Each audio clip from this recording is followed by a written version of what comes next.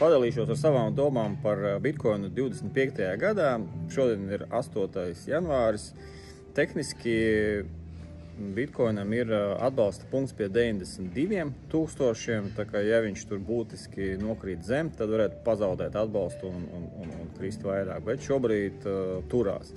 Jau no septembra lielie Bitcoin vaļi pamazām notirgo savas pozīcijas, kas tad arī rada šo te kaut kādu ik pa laikam sell-off. Investīciju firma Bernstein pareģo, kad Bitcoins sasniegs $200,000 līdz 25. gada beigām. Un viena no viņu tēzēm ir, kad pakāpeniski Bitcoins pāriet no īstermiņa traderiem uz ilgtermiņa turētājiem, tādiem kā MicroStrategy, lielajiem korporētu uzņēmumiem, arī valdību treasury. Un jo mazāk būs ikdienas tradingā Bitcoina, jo tā cena cels. Otrs aspekts ir, kad ar Trumpu vadībā jau zināms, kad Security Exchange Commission vadītājs mainīsies un būs draudzīgāks, kas nozīmē, ka sakārtosies regulatorā vide un investori būs skaidrāka šī darbības vide un tāpēc attīstīsies vairāk dažādi kripto ETFs un arī uzņēmumi lieli un bankas un pensiju fondi varētu uzpirkt savās bilancēs vairāk Bitcoinu. Protams, zināmais Bitcoina plus, ka viņš ir limitēts savā apjomā, cik viņa būs, ir ļoti labs instruments pret inflāciju.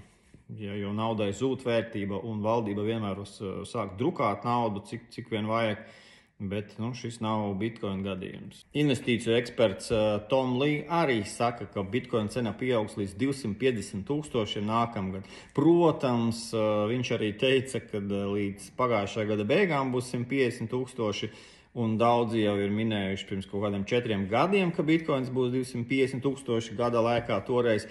Tāpēc es neticu, ka tur tas paliciens būs tik ātrs, bet es ticu, ka lēnām, varbūt ar kritieniem, amerikāņu kalniņiem, tā Bitcoin cena pieaugs. Vēl es redzu, ka Bitcoins ir tā kā stabilāks finanšu instruments, jo kad es investēju pirms 4 gadiem, tad es nekādi nevarēju nopelnīt uz tā Bitcoina, jo viņš gāzelējās pa 20% dienā.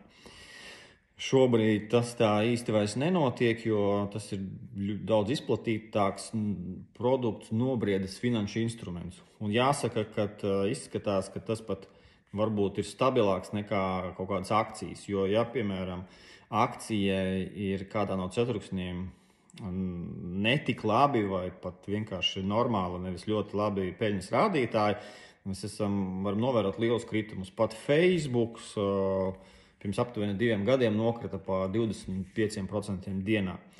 Un jaunieši pārsvarā grib vairāk treidot kripto.